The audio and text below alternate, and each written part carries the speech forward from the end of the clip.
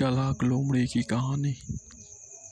चालाक लोमड़ी की कहानी एक प्रसिद्ध पंचतंत्र की कथा है जो बुद्धिमत्ता और धैर्य से समस्या को हल करने की शिक्षा देती है।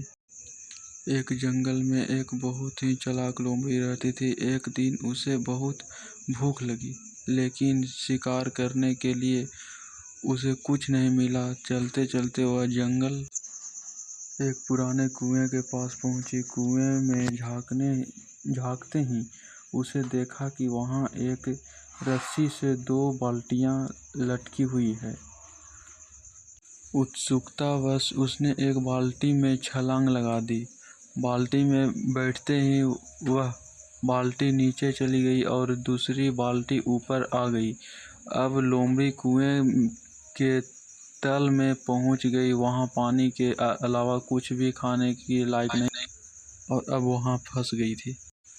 लोमड़ी अब सोचने लगी कैसे बाहर निकले। तभी एक बकरी प्यास से व्याकुल होकर कुएं के पास आई। बकरी ने कुएं के अंदर झांका और लोमड़ी को देखा। बकरी ने पूछा, अरे लोमड़ी बहन, तुम यहाँ क्या कर रही हो? चालाक लोमड़ी ने तुरंत कहा, अरे बहन, यहाँ अंदर बहुत ठंडा और ताजगी भरा पानी है। मैंने यहाँ आकर खूब पानी पिया और बहुत आनंद लिया। तुम भी नीचे आकर पी लो, तुम्हारी प्यास बुझ जाएगी। बकरी को लोमड़ी की बातों पर भरोसा हो गया। उसने बिना सोचे समझे कुएं में छलांग लगा दी और दूसरी बाल्टी में बैठ गई। जैसे ही बकरी नीचे आई, लोमड़ी ऊपर पहुंच गया। बाहर आकर लोमड़ी ने बकरी का मजाक उड़ाया और कहा, भविष्य में कुछ भी करने से पहले अच्छी तरह से सोच समझ लिया करो।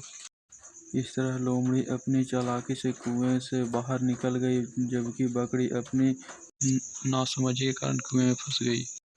इस कहानी से यह शिक्षा मिलती है कि कोई भी काम करने से पहले समझदारी से सोचना चाहिए।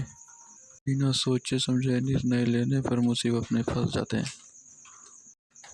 जय हिंद, जय भारत।